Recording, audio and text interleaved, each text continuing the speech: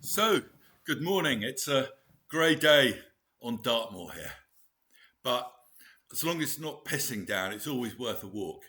Because if you're at all shamanic, pagan, animist, whatever, then the foundation of your faith, that which supports us, that which gives us a backbone, that which gives us our strength, is the experience of the natural world being alive, being inspirited, and us being part of it. You have an experience not just of trees and of birds, but of rocks, of the sky, everything having this sense of life in it. It's not something you can rationally prove, scientifically prove, but it is something you experience. And so therefore, it's rational. So I think that's an important distinction, because what I'm wanting to talk about here is rationality and faith. When I was lying in bed last night, a thought came to me, just as I was trying to go to sleep, that a trustworthy religion will defeat the rational mind, but it won't insult it. And of course, I wanted to get up and write it immediately. It's like, no, go to sleep. Don't do that. So I wrote it this morning. And so it's got me thinking about that, about the difference between being rational and being scientific, and the notion of defeating the rational mind. So shamanism, paganism, animism, whatever you want to call it, it defeats the rational mind in the sense that, well, just by being in nature, you see, everything is in nature. You don't need books and teachers and complicated systems. You just need to be in nature. And when you're in nature, experiencing her life, then there's a profound mystery behind it all. It's like, why is there anything? And there is something, and it's beautiful, and we don't know where it's come from. We don't know who we are. We're a mystery to ourselves. So behind it all is a mystery. The rational mind is defeated. And that's important, that we defeat the rational mind, because it's a really useful tool. Don't diss it. Yeah, people who too quickly say, oh, that's cerebral, as though that's something wrong with it. No, we've got a head. Use it. Yeah, we need it. But it's a tool. It's the servant. It's not the master. That's what we realize just by being in nature. You can get so much out of being in nature. It sorts everything out for me. Sometimes I'm not quite sure what I'm doing with my life, or this is problematic, that's problematic. I get pulled to go on a walk. I went for a walk along the River Oakmont yesterday, east and west. I'm never quite sure which is the East Oakmont and the West Oakmont, but they're both around Oakhampton. It's a fantastic walk. These rushing rivers and streams, this big landscape, these forests, no one else around virtually. I'm just on my own. Well, I'm not on my own. I'm with the trees. I'm with the rocks. I'm with everything. And everything gets sorted out. It's like it's a vision quest, a mini vision quest. Much better than a therapist, if you ask me, probably. In the long term, it's like you can't do without it. I think you can't do without it. So, this rationality, I want to talk about Christianity. I had in mind particularly is that it does insult the rational mind by requiring you to believe not only in the unique divinity of someone who's around 2,000 years ago, but also that he rose from the dead after 3 days, that has to be a literal belief. I mean, I'm not close to that possibility. Yeah. And if it happened, it's probably a visionary truth, which is in fact more real than everyday reality. The imagination is more real in a way. That's what we return to when we die, something that's more real, not less real. So, yeah, I'm open to the resurrection, but it's not going to be the foundation of my faith. How can you make the foundation of your faith something that happened 2,000 years ago? The foundation of faith has to be in immediate experience, or straight away you're disempowered. You're under control. If you're being required to believe in something that happened 2,000 years ago, you know that someone wants to control you, because it's not a reasonable thing to ask. It may have happened, it may not have happened. Yeah.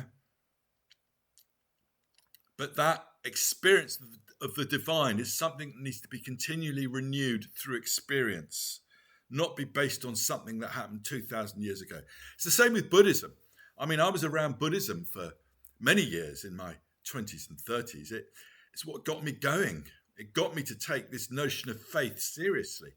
And I did like the idea, the rationality of it, that as the Buddha said, don't believe anything I say unless you can test it in your own experience. And that's good. I thought I can go with that. But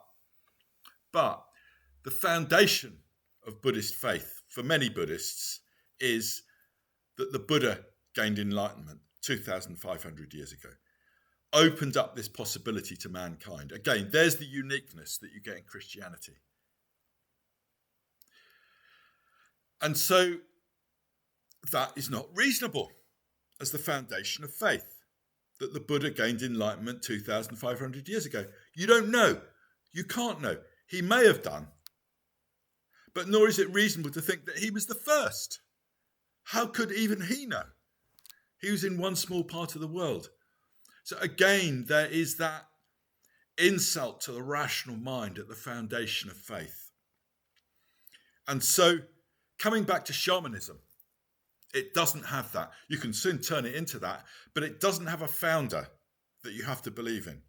It doesn't have holy books that you have to believe in. So those are safeguards. People like to say, oh, shamanism isn't a religion, unlike all the others. So that makes it special.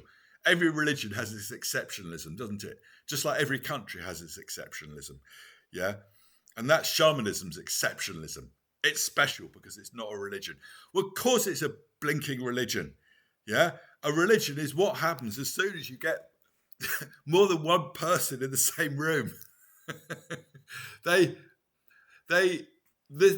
a sort of collective belief kind of happens, almost unspoken.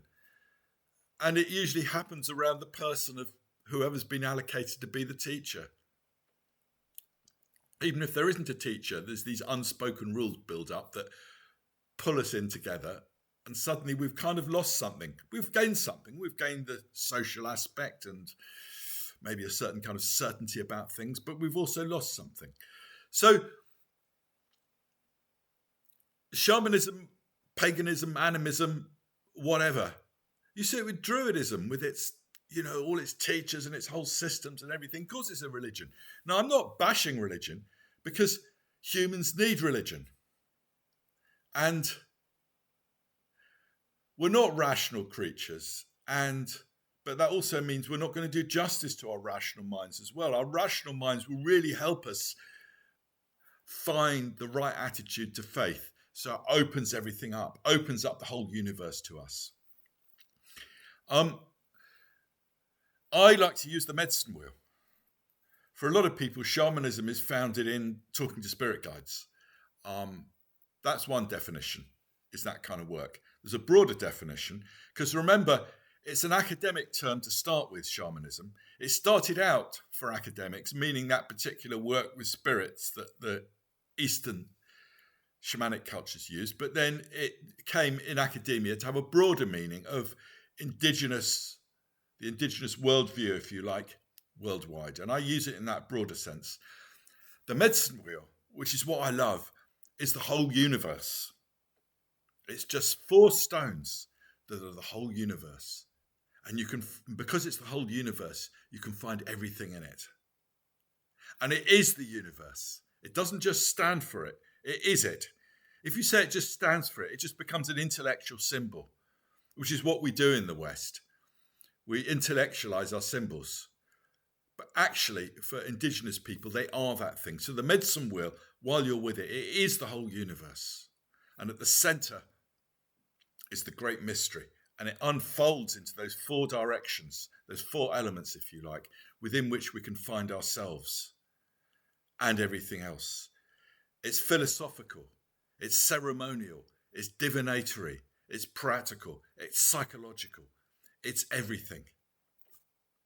And you might be thinking, here he goes, he's being irrational now, saying it is the universe. Well, it is, because you experience when you're in there, like if you're in a sweat lodge, that also is the universe. Not in a literal way, and nor is the medicine wheel literally the universe. But you experience it as that. You experience the whole universe within that, and you're part of it. You're at the center of it, if you like, not in a sense of being especially more important. So, and as long as you stick to experience, this is the key. And that's what shamanism asks us to do.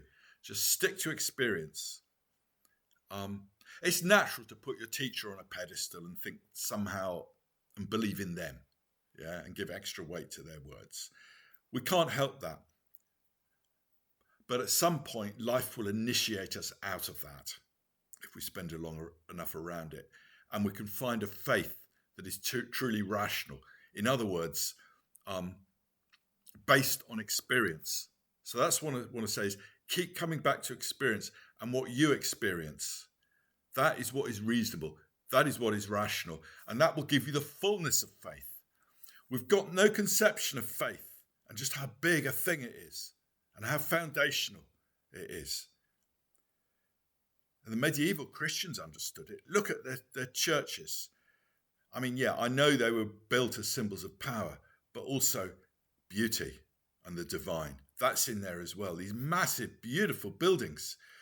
They were much more beautiful before the Reformation, when Henry tore out all the decorations and everything. So they had that. I mean, it was compromised. It was mixed up with power. It was this requirement to believe in someone from 2,500 years ago. It was compromised, but it still had a power to it that we can learn from, because we've forgotten that, and we can bring it into our shamanism, animism, paganism, or whatever. It's not an add-on. It's powerful, it's deep, and it comes before our rationality, but our rationality serves it. Okay, I think I've made the point that I wanted to make.